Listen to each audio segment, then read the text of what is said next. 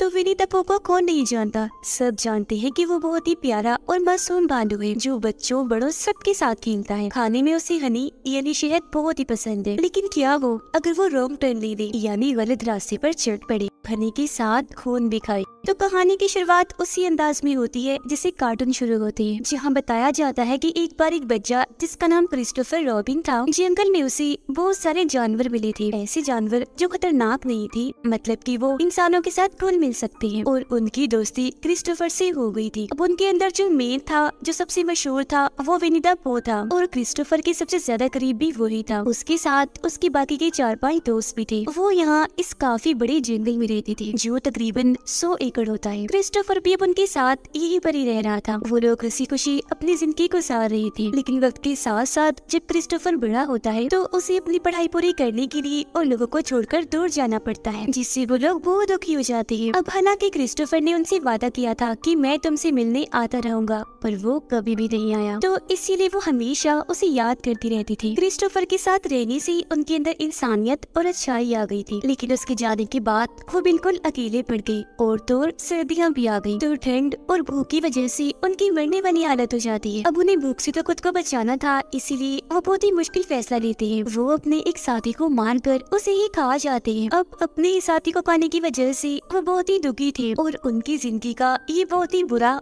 और बड़ा मोड़ था। और अब यहाँ आकर उनका इंसानियत पर से भरोसा उठ गया। इंसानों के लिए उनके दिलों में नफरत पैदा हो गई, खास तौर पर क्रिस्टोफर के लिए, क्योंकि अगर वो इन्हें छोड़कर ना जाता तो इनके ऊपर ऐसे हालात आते ही ना। और उसने अपना वादा भी पूरा नहीं किया, वो कभी भी इनसे मिलने नहीं आया। तो वो लोग यहाँ पर एक साथ बैठते हैं और कसम खाते हैं कि अब हम अपने अंदर से इंसानियत और अच्छाई को निकाल देंगे, साथ ये भी कि अब हम कभी भी नहीं बोलेंगे, हमेशा चुप रहेंगे। उनकी कसम के साथ ही ये सीन इधर ही कट हो जाता है। फिर हम 5 साल बाद का वक्त देखते हैं, जो क्रिस्टोफर अपने दोस्त के साथ उन्हें जंगलों में आता है, उसे अपने उन बचपन के दोस्तों से मिलवाने के लिए। वो उन्हें हर जगह ढूंढते हैं, पर वो कहीं भी नहीं मिलते, बल्कि इनको तो वहाँ खून से भरी हुई बाल्टियाँ, बर्तन, गोश्त, मांस के टुकड़े और उनके साथी की लाश मिल जाती है, यानी जिन्हें वो सारे जानवर खा रहे थे। अब ये देखकर वो दोनों काफी डर गए थे, तो इसीलिए वो फौरन वही छुप जाते हैं। वो यहाँ से निकलना चाह रहे थे, लेकिन तब तक यहाँ पर विनी द पू और उसका साथी आ चुके थे। इनकी बदकिस्मती, वो दोनों इन्हें देख चुके थे। आते ही वो चेन से क्रिस्टोफर के दोस्त का गला घोंटकर उसे मार देते हैं और उसे पकड़कर घसीटकर अपने साथ कहीं ले जाते हैं। फिर इसके बाद दिखाया जाता है कि खबरों पर और मीडिया पर हर जगह यही बातें चल रही है कि इन जंगलों में कोई खतरनाक क्रिएचर रहता है जो किसी को भी नहीं छोड़ता। हजारों की तादाद में लोग वहाँ गए हैं, पर कभी भी बचकर वापस नहीं आए, और अभी तक इस बात का पता भी नहीं चल पाया कि आखिर वहाँ पर है क्या। इसके बाद अगले सीन में हम एक लड़की को देखते हैं जिसका नाम मारिया होता है। हाल ही में उसके साथ एक हादसा हुआ था, जिसकी वजह से वो सदमे से अभी बाहर आई थी। एक अनजान शख्स उसका काफी टाइम से पीछा कर रहा था, और एक दिन तो उसके घर आ गया उसे पकड़ने के लिए। पर हालांकि उस आदमी को पुलिस ने पकड़ तो लिया था, पर उसका बुरा असर आज तक मारिया के दिमाग में रह गया, जिस वजह से उसके डॉक्टर उसे छुट्टियां मनाने के लिए कहीं पर जाने का मशवरा देती है, ताकि उसका दिमाग बहल सके और सारे बुरे ख्याल उसके जहन से निकल जाए। तो इसीलिए अगले दिन मारिया अपने कुछ दोस्तों के साथ उन जंगलों के पास ही बने एक केबिन में छुट्टियां गुजारने के लिए चली जाती है। रास्ते में वे गैस स्टेशन पर रुकते हैं, पर ये पूरा ही गैस स्टेशन बंद था, तो इसीलिए ये लोग आगे निकल जाते हैं, जहाँ मारिया की मुलाकात एक कपल से होती है, जिनसे थोड़ी बहुत बात करके वो यहाँ से चली जाती है। जिसके बाद ये लोग अपनी मंजिल यानी उस केबिन में पहुँच जाती है जहाँ उन्होंने छुट्टियां गुजारनी थी। अब उनकी एक दोस्त जिसको भी यहाँ आना था, वो रास्ता भटककर उन जंगलों में पहुँच जाती है, जहाँ तभी अचानक उसकी नजर विनी द पू पर जाती है, जो तेजी से उसकी तरफ ही आ रहा था। अब इंसान जितना बड़ा और इतना खतरनाक भालू देखकर वो डर जाती है और भागने लगती है, लेकिन विनी द पू उसे पकड़ लेता है और जान से मारकर उसका खून बाल्टी में भर लेता है, जिसके बाद उसकी लाश को ये सारे मिलकर खा जाते हैं। उधर मारिया अपने दोस्तों को उस हादसे के बारे में बताती है जो उसके साथ हुआ था, जो बताते हुए वो काफी दुखी और जज्बाती हो गई थी। तब वो सारे मिलकर उसे संभालती है, तसल्ली देती है। उधर विनी द पू जाता है क्रिस्टोफर के पास, जिसे उन्होंने बांध के रखा हुआ था, जिसे हर टाइम पू और उसका दोस्त काफी बेरहमी से उसे मारते रहती थी। अब हालांकि क्रिस्टोफर उनसे माफी मांगता भी है कि मुझे माफ कर दो, मैंने अपना वादा पूरा नहीं किया, और बार बार खुद को छोड़ने की भीख उनसे मांगता है, लेकिन वो उसकी एक नहीं सुनता। उसे तो पुरानी बातें याद आ रही थी जो वो उन्हें छोड़कर चला गया। ये सारी बातें याद करके पो को बहुत गुस्सा आता है, तो वो अपने मरे हुए साथी की दुम से उसे बहुत मारने लगता है। फिर वो क्रिस्टोफर की दोस्त की लाश को उसके सामने रखता है और उसकी खून से क्रिस्टोफर को नहला देता है, सिर्फ उसे तड़पाने के लिए, उसका दिल जलाने के लिए, ताकि ऐसा होने से उसे अपनी गलती का एहसास हो जाए कि उसने कितनी बड़ी गलती की थी। कुछ देर के बाद क्रिस्टोफर की दोस्त की लाश को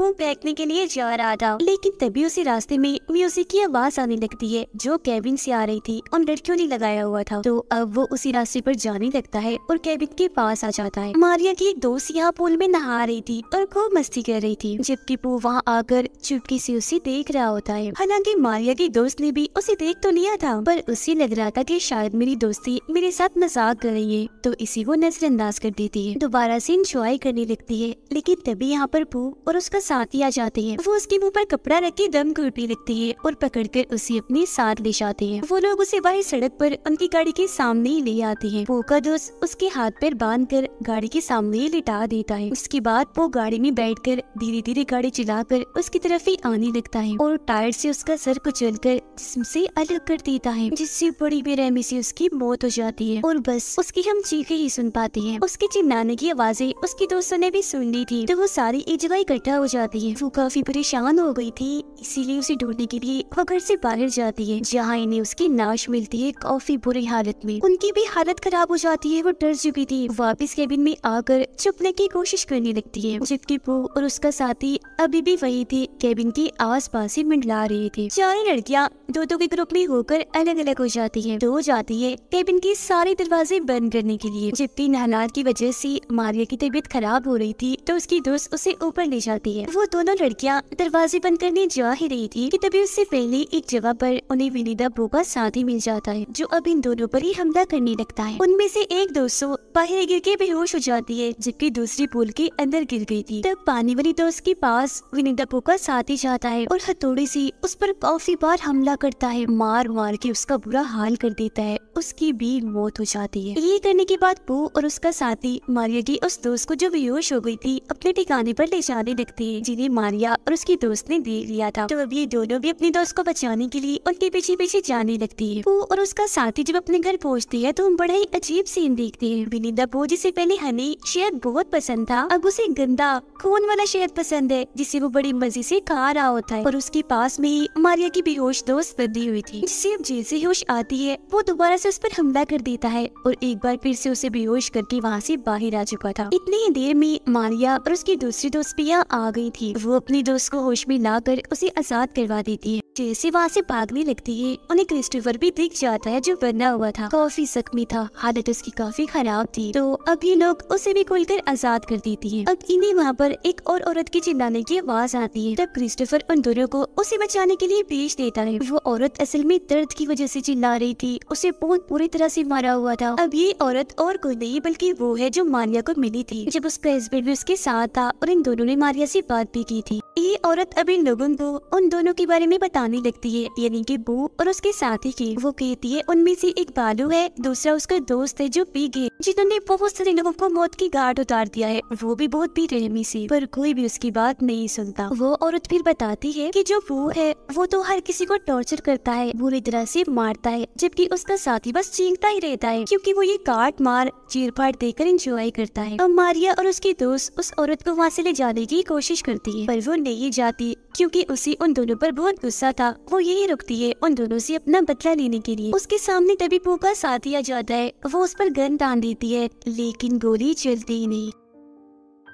तभी पीछे से वो आकर उसे आग की भट्टी में धक्का देता है, जिससे बड़ी बेरहमी से जलते जलते उसकी मौत हो जाती है। और उसकी मौत को देखकर वो बहुत इंजॉय करती है। तीनों लड़कियों ने भी नजारा अपनी आंखों से देख लिया था। पूरी तरह वो डर गई थी, अपनी जान बचाने के लिए वहाँ से भागने लगती है। उनमें से एक लड़की पीछे ही रह जाती है, जिसके पास पू का साथी आता है, जबकि बाकी दोनों लड़कियां भाग जाती है, जिनके पीछे पू भागता है, जिसे चकमा देकर वो दोबारा से भागने लगती है। आग से डरा कर उसे दूर भगाने की कोशिश करती है। वो लड़की जिसके पीछे पो का साथी गया था, चालाकी से उसे उसकी चेन में बांध देती है और उसकी हथौड़े से उसे काफी पीटती है, बहुत मारती है, ताकि वो सारे लोगों और अपने दोस्तों की मौत का बदला ले सके। वो उसे लगातार मारती ही रहती है, जिससे वो मर तो जाता है, लेकिन तभी उसके पास पो आ गया था। अपने दोस्त को मरता हुआ देखकर उसे बहुत गुस्सा आता है, इसीलिए वो उसके मुंह में चाकू घुसा देता है, जिससे उसकी भी वही मौत हो जाती है। मारिया और उसकी दोस्त भागकर सड़क पर आ गई थी, जहाँ इनके सामने एक गाड़ी भी आ जाती है, जिसके अंदर 4 लोग बैठे हुए थे और ये दोनों काफी घबराई हुई थी। उनसे मदद मांगती है, उन्हें समझाने की कोशिश करती है कि वहाँ जंगल में इंसान जैसा भालू है, बहुत ही खतरनाक है, जालिम में सबको मारता जा रहा है। लेकिन जाहिर सी बात है, उनकी बातों पर यकीन उन्हें नहीं आता। लेकिन तभी वो लोग जब अपने सामने देखती हैं तो उनकी होश उड़ जाती है, क्योंकि विनी द पू खतरनाक बुरी तरह आकर उनके सामने खड़ा हो जाता है। वो लोग अपने छोटे मोटे हथियार लेकर उसका सामना करने के लिए जाते हैं, उसे काफी मारती पीटती है और इस सब से उसे ज्यादा फर्क भी नहीं पड़ता। वो अब इन 4 लोगों को अपने गेम का प्लेयर खिलाड़ी समझ रहा था और किसी गेम की तरह ही एक एक करके उन्हें मारता जा रहा था। ये देखकर मारिया और उसकी दोस्त और डर जाती हैं और उन लोगों की गाड़ी में बैठकर पू को उड़ाने का सोचती हैं, लेकिन कोई भी फायदा नहीं होता। उल्टा वो उनकी गाड़ी के ऊपर आ गया था और दूर उनकी गाड़ी भी क्रैश हो जाती है, जिससे दोनों लड़कियां बेहोश हो जाती है। मारिया को जब होश आती है तो वो देखती है कि वो उसके दोस्त को गाड़ी से निकालकर घसीटकर अपने साथ ले जा रहा है। वो उसे फिर गाड़ी के सामने लाकर अपने हाथों से उसका सर ही जिस्म से अलग कर देता है, उखेड़ देता है, फिर उसके सर को गाड़ी पर फेंकता है। और यहाँ पर हमें झलक दिखाई जाती है असली खतरनाक विनी द पू की। अब मारिया की भी खैर नहीं थी, वो भी बचने वाली नहीं थी। वो उसे मारने के लिए आगे बढ़ता ही है कि तभी वहाँ पर क्रिस्टोफर भी एक दूसरी गाड़ी लेकर आ चुका था। वो गाड़ी से पू को ठोकर 2 गाड़ियों के बीच में फंसा देता है बुरी तरह। उसे लगता है कि शायद पू का खात्मा हो गया है, तो वो मारिया को संभालता है, लेकिन पू